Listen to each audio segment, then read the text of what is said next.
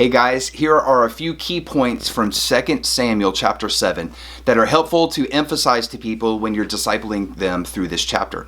So what this chapter does is it's actually another one of the major redemptive covenants, and it's the Davidic Covenant. It's a covenant that God makes with David and David's descendants. So I just want to do a quick review of the biblical storyline. Remember, the entire Bible from Genesis to Revelation, it tells one unfolding story from beginning to end. And there's 4 parts of the biblical storyline. There's creation, and God creates all things. And then there is the fall, where people disobey God, and it brings themselves, human race, and everything in natural creation under a curse.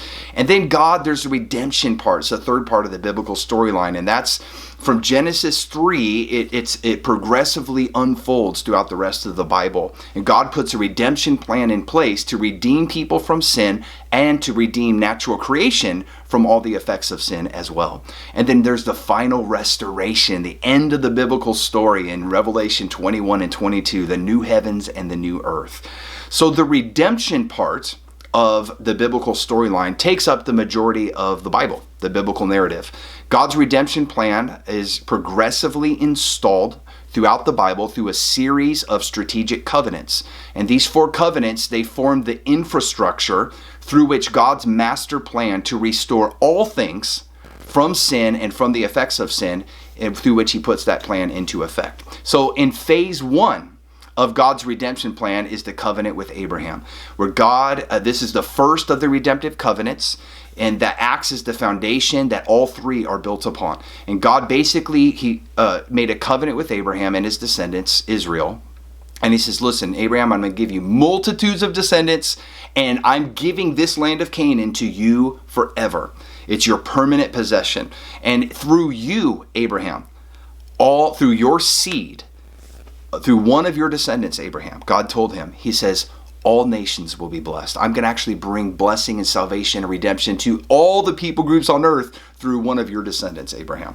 And then the Mosaic Covenant is phase 2 of God's redemption plan. And here we learn God tells Israel, he says, now I'm bringing you into the land I promised Abraham I would let you live in. It's your land. He says, but here's the conditions, that you have to live holy and obey my commandments and love me with all your heart, and you can continue occupying the land and I'll bless you there. But if you disobey me, I'll remove you from the land, and when you repent, eventually I'll bring you back to it. Okay, so we know that the conditions to live and occupy that land for Israel was they had to live holy, righteous lives and obey God.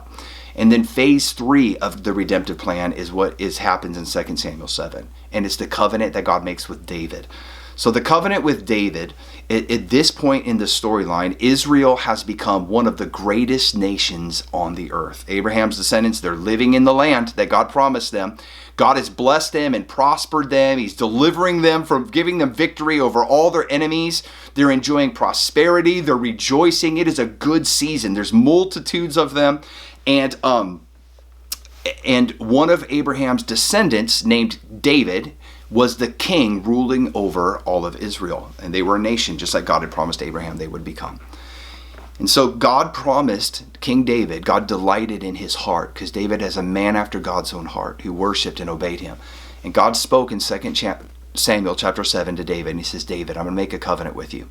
He says, one of your descendants will sit on the throne of Israel, ruling as king of Israel in the city of Jerusalem forever. It's a key part. That's the Davidic Covenant. It's another key piece of what is your plan, God, to save the whole world and all people groups from sin, and to have the whole earth no more suffering and no more curse, but only blessed and only righteousness and justice forever. And here God gives us another key piece. He says, one of the keys is there's going to be a king who sits on the throne. He's going to rule the nation of Israel, and the throne will be in the city of Jerusalem, which is located in the land that God promised Israel. He says, David, it's going to be one of your descendants. So we know it's going to be a descendant of Abraham, through which God will bless all nations. Now we know that it's going to be specifically, because Abraham had lots of descendants. But he says now specifically it's going to be through one of David's descendants. He will sit on the throne and rule all nations as the king of Israel. And so at this point in the biblical storyline, we learn that God's plan to redeem all nations, it's going to come through someone who's a descendant of Abraham and King David. and he will rule over Israel from the city of Jerusalem forever. And this king will lead Israel to live in righteousness, and they will be a fountain of blessing that brings salvation and peace and righteousness to every people group on earth when he arrives. And this is, of course, we know him today as the Messiah. It's Jesus.